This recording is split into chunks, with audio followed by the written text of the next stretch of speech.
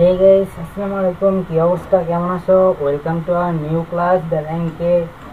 So আজকে আমরা class 8 এর চ্যাপ্টার 3 যে পরিমাপ রিলেটেড চ্যাপ্টার 3 হচ্ছে পরিমাপের ক্লাস এবং পরিমাপের অধ্যায়।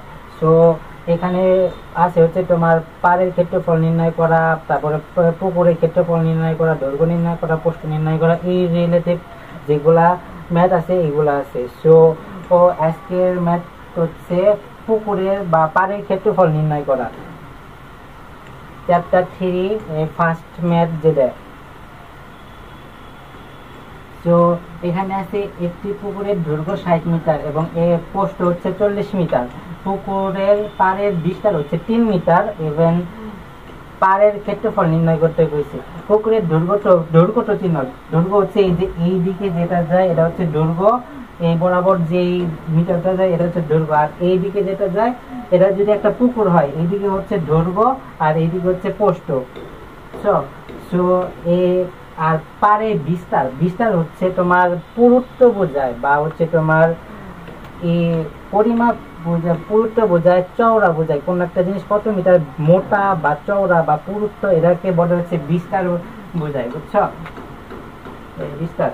সো এটা একটা পুকুর, ধরো এটা একটা পুকুর, এই পুকুরের দৈর্ঘ্য হচ্ছে 60 মিটার, প্রস্থ হচ্ছে 40 মিটার এবং পারে বিস্তার আছে হচ্ছে 3 মিটার। এটা হচ্ছে বিস্তার, এইটুকু হচ্ছে পুরুত্ব বা হচ্ছে তোমার বিস্তার, মোটা চওড়া যেটা বড়, তোমরা যেটা বলো বুঝতে পারো। সো দৈর্ঘ্য আছে হচ্ছে 60 মিটার, প্রস্থ আছে হচ্ছে 40 মিটার, পুরুত্ব আছে হচ্ছে 3 মিটার। সো ফার্স্টে হচ্ছে আমরা দেখবো যে কি কি একটা ম্যাথে করার ক্ষেত্রে আগে দেখবো যে ম্যাথে কি কি দেওয়া আছে এবং কি বাই করতে বলছে, এটা আগে ফার্স্টে দেখবো। সো আমাদের এখানে পাড়ের ক্ষেত্রফল দেওয়া আছে, পাড়ের ক্ষেত্রফল বাই করতে হয়েছে। সো তার আগে দেখবো যে কি কি দেওয়া আছে ম্যাথে। এখানে পুকুরের দৈর্ঘ্য দেওয়া আছে, প্রস্থ দেওয়া আছে, বিস্তার দেওয়া আছে 3 মিটার, দেওয়া আছে পুকুরের দৈর্ঘ্য 60 মিটার, পুকুরের দৈর্ঘ্য 60 মিটার আর হচ্ছে পুকুরের প্রস্থ হচ্ছে 40 মিটার। সো পুকুরের ক্ষেত্রফল নির্ণয় করবো আগে ফার্স্টে আমরা। সো পুকুরের ক্ষেত্রফল নির্ণয় করতে গেলে, পরিমাপে ক্ষেত্রফল নির্ণয় করতে গেলে তোমার সূত্র হচ্ছে দৈর্ঘ্য গুণন প্রস্থ বর্গ মিটার। সো ওই হিসাবে পুকুরের ক্ষেত্রফল দৈর্ঘ্য গুণন প্রস্থ, এটা হচ্ছে দৈর্ঘ্য, এটা প্রস্থ 40 আর 60 গুণন করলে 2040 হয়, 2400 হয়, 2400 বর্গ মিটার।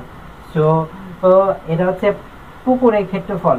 আর আরেকটা জিনিস দেওয়া হচ্ছিল পুকুরের বিস্তার কত, যেহেতু পুকুরের পাড়ের বিস্তার হচ্ছে 3 মিটার, পুকুরের পাড়ের বিস্তার হচ্ছে 3 মিটার। সো আমরা হচ্ছে এখন বাই করব হচ্ছে পাড় সহ পুকুরের দৈর্ঘ্য, মানে এই যে এটা হচ্ছে পাড় আর এটা হচ্ছে পুকুর, বুঝছো? এই পুকুর আর এই পাড়, এই দুইটার ক্ষেত্রফল, এর আগের দা বের করছি হচ্ছে পুকুরের ক্ষেত্রফল, শুধু এইটুকুর ক্ষেত্রফল বাই করছি।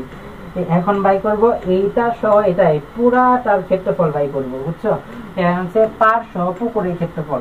পাড় আছে হচ্ছে পুকুরের দৈর্ঘ্য আছে হচ্ছে 60 মিটার, পুকুরের দৈর্ঘ্য 60 মিটার আর হচ্ছে পাড় সহ পুকুরের দৈর্ঘ্য হচ্ছে এই যে 3 মিটার, এই দিকেও 3 মিটার, এই দিকেও 3 মিটার, দৈর্ঘ্য 3 মিটার, এদের 3 মিটার, তার জন্য 2 গুণ নেবো, এখানে 1 এখানে 1, এর জন্য 2 গুণ নেবো, 3 ইন্টু 2, 6 আর 60 66।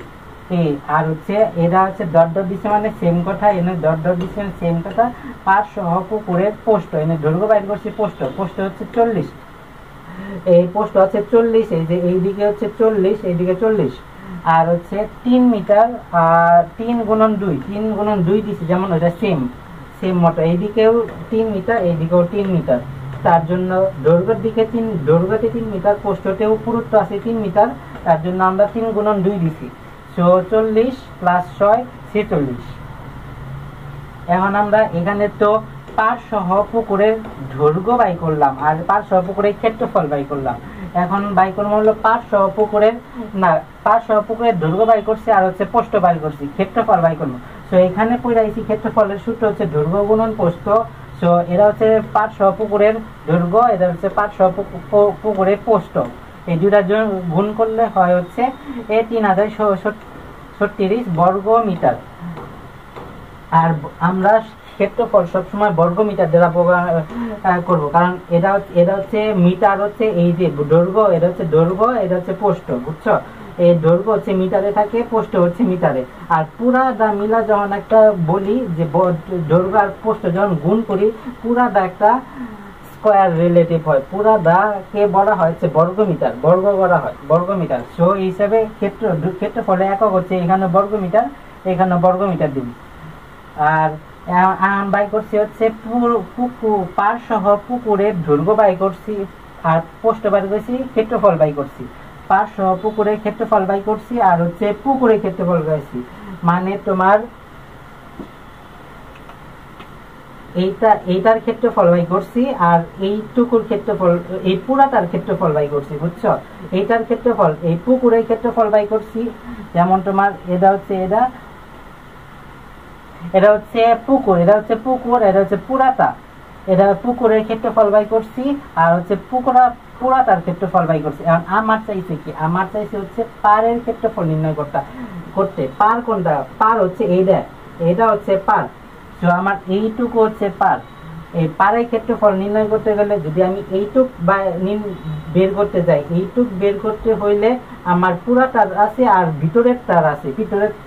সো এইটার সাথে যদি আমি ভিতরের দায়ের সাথে যদি আমি পুরাটা ক্ষেত্রফলের সাথে যদি আমি ভিতরে পুকুরের ক্ষেত্রফল যদি বিয়োগ দিই, তাহলে তো আমার পাড়ের ক্ষেত্রফল চলে আসতেছে, তাই না? সো ওই হিসাবে পুকুরের পাড়ের ক্ষেত্রফল হচ্ছে পুকুরের ক্ষেত্রফল, ঠিক আছে, পার সহ পুকুরের দৈর্ঘ্য ক্ষেত্রফল বিয়োগ করবো, এইটা ঠিক আছে, এইটা বিয়োগ করবো।